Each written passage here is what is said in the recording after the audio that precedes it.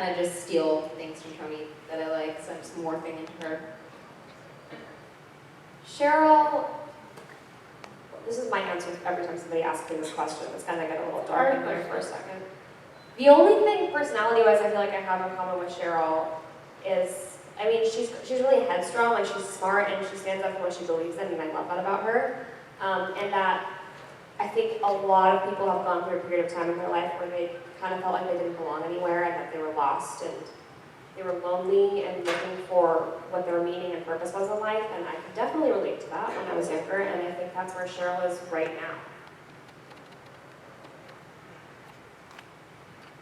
You guys want to know anything else?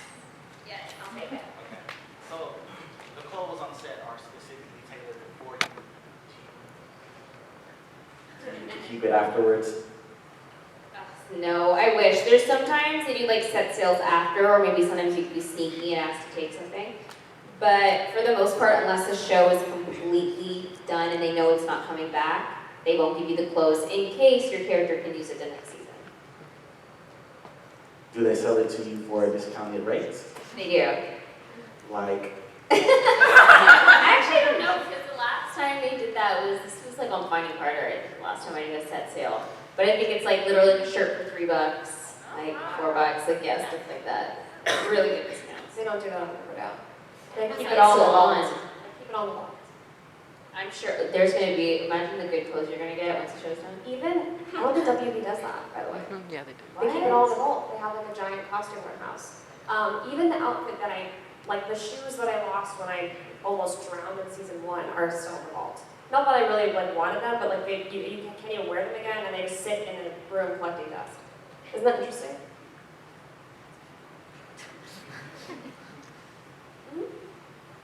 Is there anything you don't like playing about like Cheryl or Toni? For me, I don't like how this past season I was kind of like, I got lost in Cheryl. I find I was kind of like a sidekick where I feel like Toni's personality wasn't as strong. So that's the only thing I would say I didn't like. But I feel like towards the end of the season, she was going back to her true self. But that's the only thing I would really say is that she kind of wasn't as strong as she was at the beginning. I feel like that's the thing with TV shows is like the minute you get into a relationship on the show, your entire storyline just kind of circles around that relationship. So I have the same answer back. It's like, when we started dating in season 2, we still had our own storylines going on. In season 3, because we started the show off dating, it kind of became this thing where it was like every storyline was Cheryl and Toni, which I love working with my best friend. Like, it's the best thing in the world. All of them are my best friends. But it's still nice, like I miss these moments where Cheryl would just like pop up out of nowhere and cause chaos. Like, did you see that at all this season? I don't feel like you did. I miss that like funny, like crazy part of Cheryl. You get the crazy relationship Cheryl, but you don't get like the crazy Cheryl, which I think people like learned to love. When you play roles, do you ever like? Do you learn from like the experiences that your characters go through, or do you take some knowledge from that and like apply it to your own life, or learning through other people's experiences kind of thing? Like, do you take a part of that when you act? Yeah, I feel like, do any of you guys, do you have a sibling? Right here. My sibling. So my brother, like, went through all of these things. He's my older brother, and I watched him go through all these things, so I feel like I took those lessons that he learned and applied them to my own life. And I did the same thing with my characters. It's like, I see what they go through, and I take their experiences, and I try to find a way to morph that into my own. It's part of the job. You gotta make it part of your life. Yeah, no, I 100% agree. And a funny example that came to my mind was my girlfriend Andrea, who is on Supergirl. She's been married so many times on TV. She's had about 10 weddings on TV, so like wedding dresses, all that. So when her wedding was last year, she was like, I don't care, I want it small. I feel like I've done this 10 times already. She's like, I've already lived it. I've done a fall wedding, I've done a winter wedding, I've done this. So like you kind of, in a way, kind of feel like part of you has experienced it, even though it's fake. So yeah.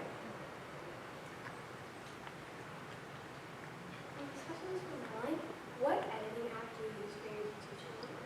I use Final Cut Pro X on my what do they call them? Laptop? My little MacBook? MacBook, that's what they call them. Yeah, I use Final Cut Pro. It's, I mean, iMovie is what's built into the MacBook, and it's very much more user-friendly, and it's a really great bridge to learn Final Cut Pro because they've got the same commands.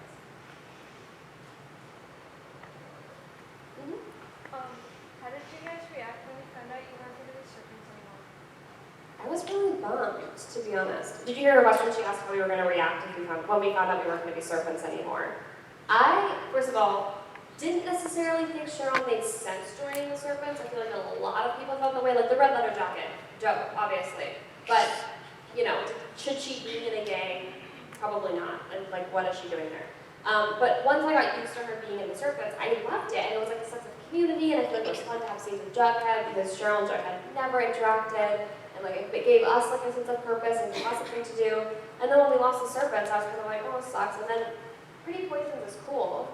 Like it's, I the gang is cool, but like I like their leather jacket. For to be honest, I miss their leather jacket. And I mean, I think that it's all going to come together anyways, the serpents and the poisons, so.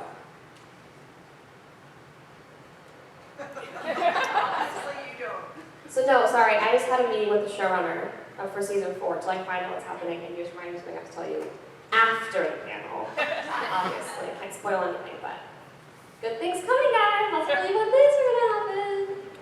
But yeah, also Toni will always be a serpent. Like there's no, like I don't think Toni's ever actually accepted that she's, like I think, yeah, Pretty Poisons is part, I feel like in her mind, Pretty Poisons is just another branch of the serpent, just like the girls, you know. You know what my favorite line that Toni ever says is, I don't know if they kept this in. You remember the sleepover in season 2 when like we almost kissed, which is such a cute moment by the way, but she pulls out her burner phone. Is that still in the show? And everyone's like, why do you have a burner phone? She's like, I'm in a gang, guys.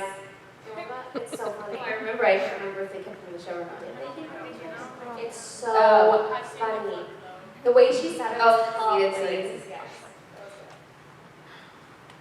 See, to take on that question, I think for Toni, the serpents were her family. I mean, Yeah. she don't know anything about the backstory. Well, I don't know, you know. And so for me, that's what, you know, Ashley and I were talking about our. To me, it's like you loved your family, and even though you love Cheryl, you I don't know. To me, it would be a harder thing. I think Toni should end up eventually being back a serpent. Yeah, You and know. that's ultimately what I think is going to happen. I just think, you know what I mean, she was hurt by Jughead who made that decision because he felt like he had to. But Toni's a serpent by blood. That's her true identity. She's a serpent tattoo. She's not going anywhere. That actually reminded me, one thing I really didn't like this season was that like weird 2-episode arc where we were like stealing stuff, and that got us like pushed out of the serpents. Like, did they ever bring that up again? And why were we doing that? And also, what? Yeah. Well, like, it made no sense, and then she got kicked out of the serpents, and it made Cheryl look like she didn't care about Toni, and it like made me so upset. I was like, this isn't their relationship. It was very That was strange. Yeah. Yeah, this season I think was kind of all over the place with that stuff. They kind of throw in little bits and stuff that you're like, where are they Where's going? that? Yeah. And you know, just like that, when you defaced the portrait, was it Hiram's portrait or? Yeah, exactly. You know, it's like knowing that they know it was you. But then you're just like, oh, whatever. Yeah. And they're like, okay, 2 episodes later, what? What do you mean? I don't remember that. Yeah.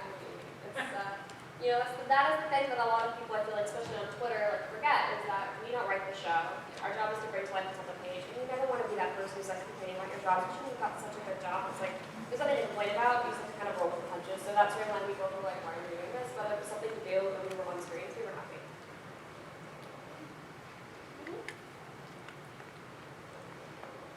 So I feel like acting would be such a cool thing to like do and pursue. So do you guys have like any tips for people that would want to do that?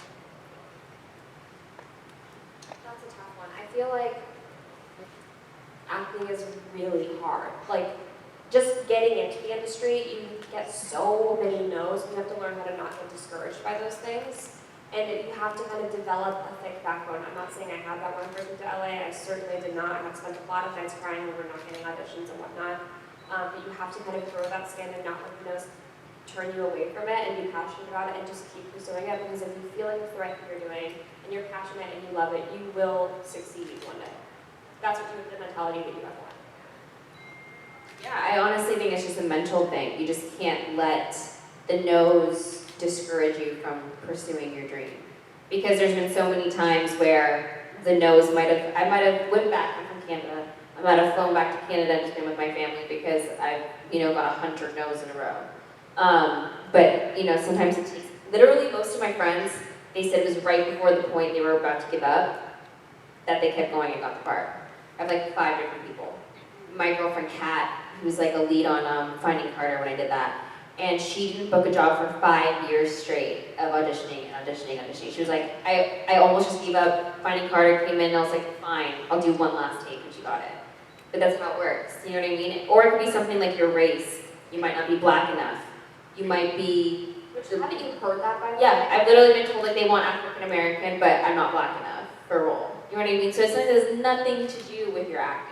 It's literally just Yeah, or you can remind somebody. Like, I've been told that I reminded a casting director's assistant of their ex-girlfriend. Stop.